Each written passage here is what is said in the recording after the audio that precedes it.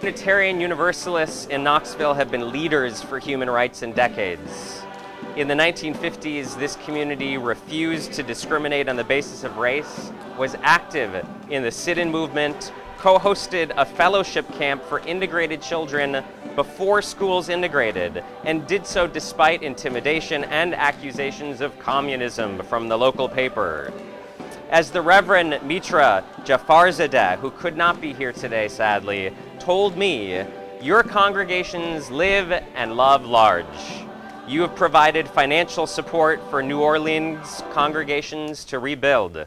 You have been a sanctuary for human rights refugees from Central America in the 1980s, at the time an act of civil disobedience. You have been such a leader on GLBT issues by hosting the first Metropolitan Community Church until it got its own building, by holding public Stonewall Day events, by sending a contingent to the National Equality March in Washington, D.C., by actively participating in Pride events, by putting a Hold a Hand rally on for young GLBT people who've been intimidated because of their public displays of affection, by participating in the National Day of Silence, and by actively organizing faith leaders to oppose amending the Tennessee Constitution to ban same-sex unions.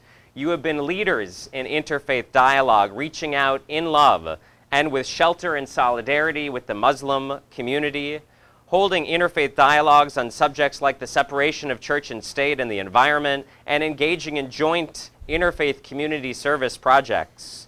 You are committed wholeheartedly to anti-poverty work, delivering groceries to families in need, preparing meals for a local homeless shelter, tutoring inner-city children, and housing families in your building through Family Promise. And thinking about standing on the side of love and Dan's remarks about hate reminds me of something I heard somebody say one time, that when you hate someone, it's like taking poison and expecting it to hurt them. Yeah. Anyway, this embodiment of courageous love by both these congregations is no better exemplified, I believe, than in their work for Family Promise.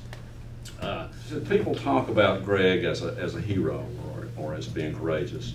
Maybe he was, but the events on July the 27th, 2008 do not compare to his daily heroics.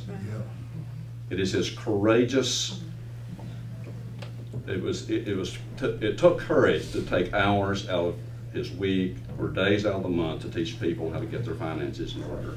It was courageous to sit with someone who had really had a hard time and affirmed their humanity by hearing their stories and treating them with respect. It's courageous to be a foster parent. Greg modeled this type of courage which all of us can participate in. These gifts to these churches are honorable and perfect for this occasion. Mary Ann, my wife, and I knew Linda Krieger for 33 years. She had no children, except about 40.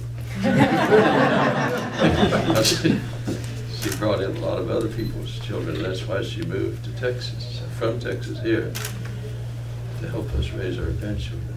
We accept this on behalf of Greg McKendry and Linda Krieger and all the people whose faces will never make the national newspaper, never make a national magazine, but who are responsible for the existence of this church, who did the books, who served as ushers, who served as graders, all the people who contributed to the 60-year history of courageous love of this congregation.